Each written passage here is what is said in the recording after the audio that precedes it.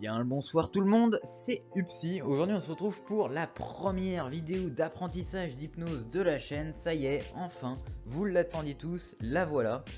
Donc pour cette vidéo que j'ai décidé de présenter sous la forme d'un PowerPoint, avouez qu'il est quand même magnifique, on va parler de la partie purement entre guillemets théorique de l'hypnose. Donc il n'y aura aucune pratique dans la vidéo, mais ça va vous permettre voilà, d'apprendre les bases de cet art.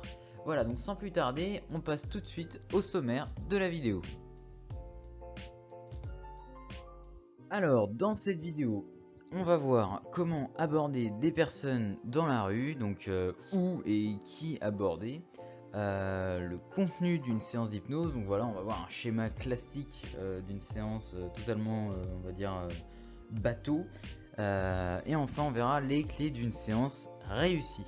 Allez, c'est parti. En tant qu'apprenti hypnotiseur de rue, vous allez forcément devoir, à un moment ou à un autre, sortir, hypnotiser quelqu'un. Donc le lieu que vous allez devoir choisir, ça peut être n'importe où. Il faut simplement respecter deux règles, qu'on vous voit et qu'on vous entende un minimum. Alors pourquoi est-ce qu'il faut qu'on vous voit un minimum? Tout simplement parce que si la personne vous voit mal, elle va moins se laisser aller dans cet état d'hypnose, elle va moins se laisser guider par vous. Elle aura moins facilement confiance que si elle vous voit bien et elle sait ce que vous faites.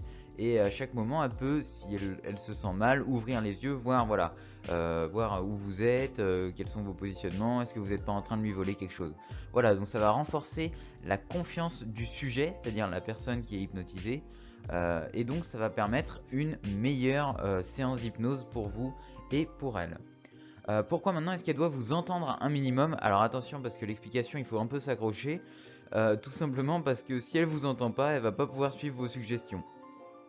Voilà, c'est-à-dire que l'hypnose ça fonctionne par oral, enfin du moins celle que je vous montre, ça fonctionne par oral, et donc il y a besoin de la voix. Si on vous entend pas ou on comprend pas ce que vous dites, la personne va forcément sortir de sa séance, elle va se poser plein de questions, elle va se dire qu'est-ce qu'il vient de me dire là, ou elle va vous demander est-ce que vous pouvez répéter. Et tout ça, ça va faire que la personne va sortir de sa séance et donc elle va être beaucoup moins attentive et beaucoup moins facilement hypnotisable. Donc voilà, ainsi quand vous commencez, préférez quand même les endroits calmes qui vont être plus propices à une séance réussie. Et pour vous même qui commencez et qui ne savez pas très bien tout ce que vous allez dire, ça pourrait être un endroit calme propice à réfléchir et à prendre votre temps pour trouver vos mots. Tandis que s'il y a plein de bruit autour, ça va être un petit peu compliqué de savoir ce que vous allez dire, vous êtes un peu perturbé et la personne va le ressentir et c'est ça le problème. Ça va un petit peu la faire se dire oula, c'est pas un bon hypnotiseur, il sait même pas ce qu'il dit, il est pas dans la maîtrise, et ça va une fois de plus faire sortir la personne de sa séance d'hypnose. Donc quand vous commencez, préférez les endroits calmes et évitez les endroits dangereux. Alors ça c'est valable quand vous commencez, mais aussi quand vous êtes expérimenté.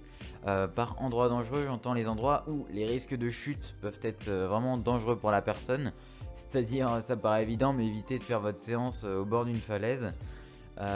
Également assez important, évitez de faire votre séance dans des endroits où il y a beaucoup de pickpocketisme, des endroits vachement fréquentés notamment, ou si jamais il y a un vol d'une personne extérieure qui voit qu'il y a une personne sous hypnose, elle en profite, elle prend un sac et elle s'en va. Voilà, vous pourriez être accusé de complicité et voilà, vous comprenez que c'est pas forcément la meilleure solution à choisir, et évitez donc ces lieux un petit peu dangereux, un petit peu à risque pour vous et pour le sujet. Alors maintenant pour les personnes. Les personnes, c'est comme le lieu, c'est n'importe qui. Le principe de l'hypnose, c'est hypnotiser vraiment n'importe où, n'importe qui. C'est ça que vous devez comprendre, du moment que la personne soit volontaire. Si la personne n'est pas volontaire, c'est pas de l'hypnose classique de rue, c'est de l'hypnose conversationnelle, et ça c'est ce qu'utilisent les politiciens et les commerciaux, et c'est pas ce qu'on va voir ici. Euh, pour les personnes, quand vous débutez, préférez les groupes et les jeunes. Pourquoi les groupes? Parce que vous aurez forcément un plus grand taux de réussite, hein, plus de personnes, donc plus de sujets réceptifs parmi ces personnes forcément. Et pourquoi les jeunes? Parce qu'ils sont plus ouverts d'esprit, ils sont plus imaginatifs, et la réceptivité est meilleure dans une tranche d'âge allant de 13 à 25 ans. Évitez en dessous, parce qu'en dessous on a encore du mal à faire la différence entre le rêve, la réalité, tout ça. Et c'est vrai que faire de l'hypnose ça pourrait être un petit peu risqué. Au-dessus, ça peut être, c'est largement faisable, hein, mais c'est vrai que c'est plus compliqué quand vous commencez à faire des séances sur des personnes de 60 ans. Vous aurez un taux de réussite qui sera quand même beaucoup plus faible. Mais ça peut être un défi que vous allez vous poser, par exemple hypnotiser des personnes d'un certain âge, hein. C'est tout à fait possible, hein. Même moi je l'ai fait de nombreuses fois. Mais voilà, c'est plus compliqué et vous devez le savoir quand vous commencez. C'est pas forcément génial de commencer par un échec. Évitez les personnes seules, parce que les personnes seules, c'est le meilleur moyen de se prendre un refus quand vous demandez à une personne de faire la séance d'hypnose. Tout simplement parce qu'imaginez que vous êtes en train d'aller quelque part, en général vous êtes seul. S'il y a une personne qui vient vous voir et vous demander de faire une séance d'hypnose alors que vous êtes tranquillement en train d'aller, je sais pas, à votre boulot ou à votre truc comme ça, vous allez avoir autre chose à faire et voilà, ça va vraiment pas être la bonne solution d'aller voir ces personnes-là. Les personnes seules en plus elles vont se laisser, même si elles acceptent, elles vont se laisser moins facilement aller parce que forcément il n'y aura personne pour les surveiller, personne de rassurant pour eux, il n'y aura pas d'amis autour d'eux qui pourront leur dire ok c'est bon tu peux y aller, pas de soucis. Et voilà, ça va être plus compliqué avec des personnes qui vont être toutes seules. Donc préférez les groupes, ça sera plus facile pour vous quand vous commencez. Après ça peut aussi être un défi d'essayer d'aller hypnotiser des personnes seules, c'est tout à fait possible, mais une fois de plus c'est plus compliqué. Allez, on passe tout de suite au contenu même de la séance d'hypnose. Alors, le contenu de la séance d'hypnose en lui-même. Là, on va voir vraiment un contenu bateau, un contenu basique que tout hypnotiseur débutant va commencer par apprendre et appliquer à peu près au pied de la lettre. Bien sûr que avec l'expérience, vous allez pouvoir changer, oublier des étapes, en passer, mélanger les étapes. Ça va être vraiment. Après, vous allez comprendre que une fois que vous savez ce que vous faites et que vous savez comment vous le faites, vous pouvez faire ce que vous voulez. L'essentiel, c'est vraiment d'avoir confiance en soi, mais on y reviendra à la fin de la vidéo. Donc ces 5 étapes, elles sont très simples. C'est le pré-talk, les tests de suggestibilité, l'induction et l'approfondissement, les effets hypnotiques et enfin la dernière, la plus importante, le réveil.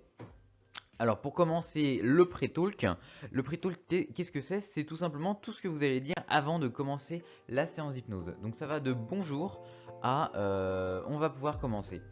Euh, alors qu'est-ce que vous devez dire pendant ce pré-talk? Je vais vous faire un exemple de pré-talk totalement classique et très rapide. Bonjour, je m'appelle Upsi, je suis hypnotiseur et je propose aux gens de tester l'hypnose totalement gratuitement. Est-ce que ça vous dirait de tenter l'expérience? Alors ce que vous devez savoir juste sur l'hypnose, c'est que c'est un état totalement naturel, on le traverse plusieurs fois par jour. Par exemple, quand vous êtes parfaitement absorbé dans un livre et que vous oubliez tout le reste et qu'on vous parle et que vous entendez rien, bah ça c'est une forme d'hypnose et on s'en rend pas forcément compte. Là simplement mon but à moi ça va être de vous guider dans cet état là et de vous faire vivre des choses plutôt amusantes et vraiment assez cool pour vous. Vous allez voir ça va être vachement sympa. Voilà, alors ce pré-talk je viens de l'inventer, vraiment je vous le dis, je le ferai comme ça à une personne que je croise et que je veux hypnotiser. Je le ferai pas autrement, enfin je pourrais le faire autrement, mais voilà, c'est quelque chose de... Faut pas vous prendre la tête avec ce pré-talk. Faut simplement rassurer la personne sur ce qu'est l'hypnose. Si elle vous pose des questions, voilà, répondez-y au maximum. D'ailleurs, si vous avez des questions sur ce qu'est l'hypnose, vous pouvez me les poser en commentaire. Mais voilà, ne vous prenez pas trop la tête avec ce pré-talk. Et l'essentiel, c'est de rassurer la personne sur ce qu'est l'hypnose et pouvoir passer à la suite. C'est en fait de la convaincre, hein, c'est ça le but du pré-talk et de la faire se laisser aller. Donc ensuite viennent les tests de suggestibilité. Alors les tests de suggestibilité, qu'est-ce que c'est? Ça va être donc parmi vos sujets, c'est-à-dire les personnes qui vont se prêter à la séance d'hypnose, que vous allez essayer d'hypnotiser et que vous allez hypnotiser, j'en suis sûr. Ça va être tout simplement sélectionner les personnes qui vont être réceptives à votre hypnose, on va dire, et qui vont se laisser aller à l'intérieur d'elles-mêmes. Comment on fait ces tests de suggestibilité? Alors il en existe une infinité. Vraiment, là, il n'y a pas de limite. La seule limite, c'est votre imagination. Il y en a quelques-uns que vous pourrez apprendre au début, hein. Les plus connus, c'est les doigts aimantés et les livres et les ballons, que moi je fais sous la forme de rocher ballon. J'aime bien cette technique, je l'ai un petit peu modifiée. Voilà, vous allez pouvoir choisir des tests de réceptivité, les modifier, les mettre comme vous les aimez, choisir vos mots, en inventer d'autres. Vraiment, ça peut être cool. Donc parmi eux, il y a les doigts aimantés, comme je le disais. Vous avez sûrement vu à la télé Mesmer qui faisait ces tests de réceptivité là. Il les fait quasiment tout le temps, ces tests là. Et voilà, ça marche très très bien, hein. Même moi, si je l'ai fait, voilà, ça marchera pour tout le monde. Il suffit d'avoir de la conviction dans ce que vous faites. Et voilà. Je ferai sûrement une vidéo pour montrer un petit peu comment ça marche, ces doigts aimantés et ces tests des rochers et ballons comme moi je l'ai fait. Voilà, ils ont tous leurs avantages et il faut savoir les utiliser pour passer à la suite qui va être donc l'induction et l'approfondissement. Juste pour revenir au test de suggestibilité, il y en a certains qui permettent de faire directement une étape suivante. Par exemple le test des rochers et des ballons, je l'avais fait dans ma première vidéo et il m'avait permis de passer directement à l'induction. Donc c'est ça, vous allez voir qu'en fait plus vous allez être à l'aise avec ce que vous faites, plus vous allez pouvoir faire 2 étapes en une, voilà, faire des effets hypnotiques qui vont d'ailleurs combiner plusieurs effets. Vous allez comprendre que tout est assez facile et assez fluide quand on comprend ce qu'on fait.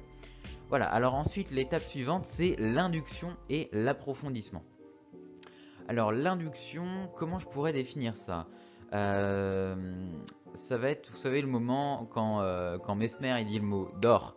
Ça va être le moment où la personne elle se relâche complètement et on a l'impression qu'elle est en train de dormir justement. En fait l'induction c'est pas ça. C'est simplement que vous allez avant l'induction expliquer à la personne ce qu'elle va devoir faire. Vous allez lui dire voilà, quand je te dirai le mot d'or, ça peut être un autre mot hein, que vous allez choisir, mais quand je te dirai le mot d'or, tu vas te relâcher complètement et tu vas te laisser aller à l'intérieur de toi-même dans un monde de rêve et d'imaginaire.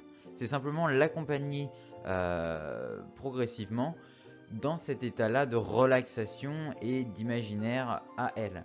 C'est pas du sommeil que vous allez induire, c'est vraiment de la relaxation, du bien-être et voilà, de l'imaginaire. Cette induction, c'est pas obligé, mais je conseille quand même qu'elle soit suivie d'un approfondissement. C'est-à-dire, une fois que vous dites le mot d'or, faut pas vous arrêter.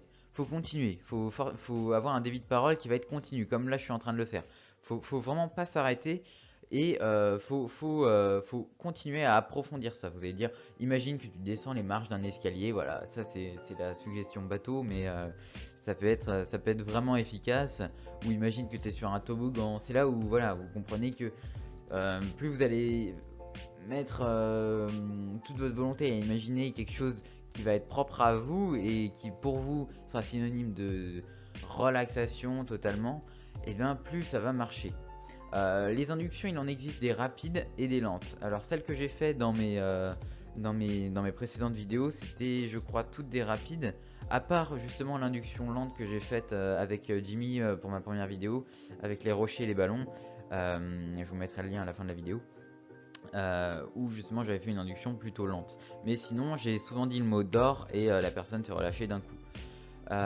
Donc ces inductions rapides, elles sont accompagnées d'un truc qu'on appelle la rupture de pattern. Alors ça c'est un peu complexe, mais c'est assez simple quand on comprend de quoi il s'agit. Imaginez que vous allez dans un supermarché et que sur la porte du supermarché il y a marqué pousser. Vous commencez à pousser et là la porte ne s'ouvre pas. Et bien pendant cet instant dans votre tête il va y avoir un bug. Et c'est ce bug qu'on cherche à reproduire dans l'hypnose. Et c'est justement ça qu'on va chercher à faire. Parce que au moment où vous êtes en train de pousser la porte alors que je sais pas, il fallait la tirer par exemple, le cerveau va être très sensible aux suggestions. Et c'est là que vous allez devoir placer ce mot, cet ancrage que vous avez fait, ce mot d'or qui va lui permettre d'entrer à l'intérieur d'elle-même et de se laisser complètement aller en état d'hypnose. Les inductions lentes, on commence en général par faire ces inductions lentes quand on fait de l'hypnose parce qu'elles permettent tout simplement au sujet de pas avoir peur. Souvent les personnes vont avoir peur, elles vont rouvrir les yeux quand vous faites des inductions rapides dès le début, elles vont dire ça n'a pas marché sur moi, elles vont sourire, alors qu'en fait ça aurait très bien marché sur elles. Simplement faut leur demander de refermer les yeux et de se laisser vraiment aller. C'est pour ça que je conseille quand même les inductions lentes. Les inductions lentes, ça va être lui faire détendre partie du corps après partie du corps, l'accompagner vraiment dans cet état là et prendre vraiment le temps, quoi. Prendre le temps de l'accompagner dans un état très agréable. Et après, ancrer un mot, c'est-à-dire quand je dis ancrer, ça va être lui dire qu'à chaque fois vous lui direz par exemple le mot d'or, elle rentrera à l'intérieur d'elle-même. Je dis le mot d'or, mais ça pourrait très bien être le mot cacahuète ou banane. Et donc voilà. Et après, dès que vous allez dire ce mot d'or, la personne rentrera facilement à l'intérieur d'elle-même et très rapidement. Alors maintenant, une autre technique d'induction, c'est l'intersection. Alors ça, vous allez bien évidemment pas commencer par l'intersection, parce que c'est juste qu'il y a de plus dur, il n'y a pas plus complexe que l'intersection. Vous allez forcément devoir être un minimum à l'aise pour faire l'intersection. L'intersection, c'est une technique, une fois que vous avez hypnotisé, on va dire, vous n'êtes même pas obligé d'avoir hypnotisé une personne, mais c'est quand même mieux d'avoir hypnotisé une personne et que les autres personnes sauront que vous faites de l'hypnose. Ça va être simplement repérer dans le public, alors que vous faites de l'hypnose sur une personne, des personnes qui vont être suggestibles à ce que vous allez dire. Si vous voyez une personne qui est complètement fascinée par ce que vous faites, alors vous allez pouvoir faire de l'intersection sur elle. L'intersection, en fait, ça va être le fait de faire de l'hypnose sur elle sans qu'elle s'en rende compte ou en moins de 10 secondes. C'est-à-dire que vous allez lui demander de venir vers vous alors qu'elle s'y attendait pas, hein, je veux dire, elle était en train de regarder. Et vous allez lui demander de fermer les yeux et elle va se relâcher complètement. Et là, voilà, elle est sous hypnose. Et ça a pris 20 fois moins de temps que les tests de suggestibilité, l'induction et l'approfondissement, le pré-talk avant. Voilà, ça va être beaucoup plus rapide, mais c'est vrai que c'est quelque chose de plus complexe et qu'il faut un minimum maîtriser. J'essaierai de vous montrer une intersection, parce que c'est vrai que ça pourrait être intéressant pour vous de voir ce que c'est et comment ça marche un minimum. Et donc voilà. Donc après cette induction et cet approfondissement viennent les effets hypnotiques. Alors les effets hypnotiques, il y en a vraiment pareil, une infinité, ça ne s'arrête pas. Vous allez simplement devoir savoir quelque chose, c'est que on commence pas par les plus compliqués. Si je devais donner des effets hypnotiques dans l'ordre hiérarchisé, ça serait mouvement idéomoteur, c'est-à-dire des choses que ferait naturellement le corps et que vous allez simplement accompagner en hypnose. Je pense par exemple à mettre un bras devant soi, forcément il y a la gravité. Si vous tendez le bras et que vous faites imaginer du poids, ça va accompagner la pesanteur de la main finalement. Donc ça va être logique de ressentir ça. Si une personne ne répond pas à l'effet hypnotique mouvement idéomoteur, vous pouvez simplement lui dire que voilà, elle fait tout pour que la séance d'hypnose ne marche pas et c'est pas de votre faute. Vous ne serez pas responsable d'une résistance à une suggestion pareille. Ensuite vient la catalepsie. Alors la catalepsie, ça va être coller un bras ou une main ou bloquer un bras dans une position qui soit complètement impossible pour la personne à bouger. Donc là pour le coup c'est vraiment quelque chose qui va être entre guillemets contre nature et où la personne va vraiment se dire oh, c'est collé, qu'est-ce qui se passe, incroyable, l'hypnose ça marche. Voilà, ça va être là vraiment où l'hypnose va commencer pour la personne. Donc voilà, la catalepsie ça va être ce qui va être fait à peu près en deuxième. Souvent après voilà, il n'y a pas de règle. Ensuite vient l'amnésie, si on devait hiérarchiser ça. Donc l'amnésie ça va être un petit peu plus complexe. Ça va être oublier un nom, ou oublier l'identité au complet, ou oublier un chiffre, ou voilà. Ensuite viennent l'hallucination. Je l'ai pas mis dans la diapo, mais voilà, il y a plein d'autres. L'hallucination, elle peut être positive, c'est-à-dire faire apparaître quelque chose, ou négative, faire disparaître quelque chose. Mais donc là, ça va être vraiment pour des personnes qui vont être beaucoup plus réceptives ou avec lesquelles vous aurez travaillé pendant plus longtemps. Donc voilà, après vous pouvez mélanger des effets, vous pouvez en créer des nouveaux, par exemple faire sentir un goût, ça c'est une hallucination. Hein. Je sais pas, il y a énormément d'effets. Hein. Vous pouvez faire du vaudou, c'est-à-dire prendre une peluche et chatouiller la peluche, la personne ressentira la chatouille, ça c'est assez marrant aussi à faire. Voilà, il y a énormément de suggestions à faire et vous pouvez vous amuser, c'est à ce moment que vous vous amusez le plus, hein, au moment des effets hypnotiques, là où vous faites plaisir, hein. Surtout si la personne est volontaire et voilà. D'ailleurs, quelque chose que j'ai pas dit, mais dès que vous passez à une autre suggestion, essayez de faire en sorte que vous soyez sûr que la personne veuille bien continuer. Si la personne a pas envie de continuer, elle veut pas forcément vous le dire, mais c'est vrai que pour le coup, elle va peut-être passer une très mauvaise séance, alors que vous croyez que tout va bien, mais elle voulait pas continuer, et c'est vrai elle aura peut-être peur de vous le dire, elle va peut-être pas oser vous déranger, et voilà. Donc prenez toujours soin de vos volontaires. Il y en a pas une infinité de volontaires. Enfin, si, il y en a une infinité, mais je veux dire, si vous voulez leur donner une bonne image de ce qu'est l'hypnose, je veux dire, voilà, faut être un minimum respectueux de ce qu'ils veulent et de ce qu'ils sont, quoi. Et donc voilà, une fois que tout ça c'est fait, l'étape la plus importante, je dirais, c'est le réveil, c'est les sortir de cet état d'hypnose. Ce qu'il faut savoir, c'est que l'hypnose, c'est pas un état binaire, c'est pas on rentre, on sort. Mais il faut quand même accompagner au maximum la personne en dehors de cet état-là pour que voilà, elle soit plus sensible à vos suggestions, parce que quand la personne va sortir de l'hypnose, elle va être encore beaucoup plus sensible à vos suggestions en particulier. Et donc le réveil, ça permet d'un côté de retrouver le tonus, la conscience de tout ce qui est autour, et d'un autre de ne plus être sensible aux suggestions. Donc voilà, c'est une étape qui est très importante. Je l'expliciterai peut-être dans une autre vidéo, mais voilà, ça me paraît essentiel. Donc voilà, on a vu maintenant tous les points importants de la séance d'hypnose. Je pense que c'était le plus essentiel. Et donc maintenant, on va voir les clés d'une séance réussie. Alors, les clés d'une séance réussie pour soi, c'est tout simplement avoir confiance en soi. Il faut être persuadé que ce que vous allez faire, ça va permettre à la personne de la faire rentrer sous état d'hypnose. Si vous n'êtes pas sûr que l'état d'hypnose marche, si vous n'êtes pas sûr de vos suggestions, ça va pas marcher. La personne va le ressentir, elle va sentir ce manque de confiance et elle va pas se laisser aller à l'intérieur d'elle-même. Elle va dire qu'est-ce qu'il veut ce débutant là, j'ai aucune certitude que ce soit un mec qui est fort, voilà. J'ai pas envie de me laisser aller à l'intérieur de moi-même si le mec débute et qu'il n'a pas confiance en lui.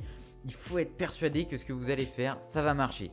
Soyez sûr de vous, c'est vraiment la clé de la réussite. C'est pour ça, quand vous commencez, essayez vraiment d'être sûr de vous au maximum. Vous vous dites, bon, que ça marche ou ça marche pas, c'est pas grave, j'aurais donné le meilleur de moi-même. Et vous allez voir que vos taux de réussite vont vite augmenter en appliquant cette technique-là. Trouvez également vos propres mots. Si vous avez choisi de recopier les mots d'un hypnotiseur que vous connaissez, ou si vous recopiez ce que je dis, non, ça va beaucoup moins bien marcher. Il faut que ça soit des mots qui vous conviennent. Alors si ce que je dis ça vous convient, prenez-le. Mais dès que vous sentez qu'il y a une formulation qui vous plaît pas trop, que chez Mesmer il dit quelque chose qui est pas trop en accord avec ce que vous dites, que vous avez vu un hypnotiseur qui disait quelque chose de bien, mais il y avait une partie que vous aimez pas, n'ayez pas peur, modifiez-le, trouvez vos propres mots et voilà, apprenez-les, imprimez-vous-en et vraiment. Faut que ça vienne de vous. Faut pas que ça soit quelque chose que vous recopiez sur quelqu'un d'autre. J'en profite avec le troisième point, soyez vous-même. Essayez pas de jouer un rôle. Faites pas comme Mesmer. Si vous prenez l'accent québécois, les gens vont s'en rendre compte quand même un minimum. Voilà, donc soyez vous-même. Et puis voilà, prenez du plaisir également. Si vous êtes là, alors maintenant tes mains vont être collées. Les personnes vont ressentir vraiment ce mal-être. Elles vont ressentir que vous faites la gueule et que vous prenez pas de plaisir à faire ce que vous faites. Si vous prenez du plaisir à faire ce que vous faites, ça va se ressentir. Et même le sujet va lui-même ressentir ce bien-être et va lui-même s'en imprégner puisqu'il est très sensible aux suggestions. Et c'est d'ailleurs les clés d'une séance réussie pour le sujet. Soyez souriant et montrez votre bonne humeur. Montrez que vous êtes heureux de faire ce que vous faites. Faites-lui également des suggestions agréables.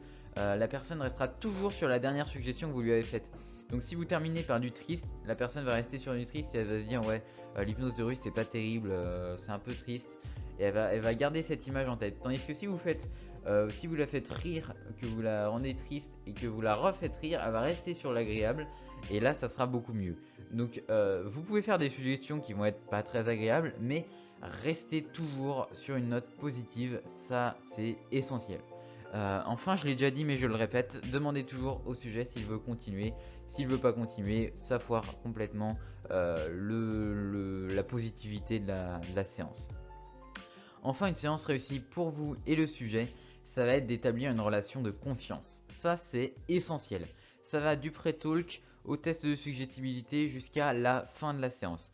Si à un moment vous trahissez cette confiance, vous la laissez tomber violemment par terre, vous lui parlez mal, vous faites une suggestion qui lui plaît pas, voilà, il faut toujours qu'il y ait cette relation de confiance qui soit établie. Donc demandez toujours au sujet, avant une suggestion également, d'être sûr que la personne veut bien accepter les suggestions. Faites-lui hocher la tête si elle est d'accord. Voilà, demandez-lui son accord pour qu'il y ait cette relation de confiance qui s'établisse. Ça, c'est vraiment essentiel à la relation hypnotique. Voilà. Donc maintenant, il ne vous reste plus qu'à pratiquer. Et oui, car la pratique, ça permet de livrer tout ce que le théorique ne peut pas vous apporter.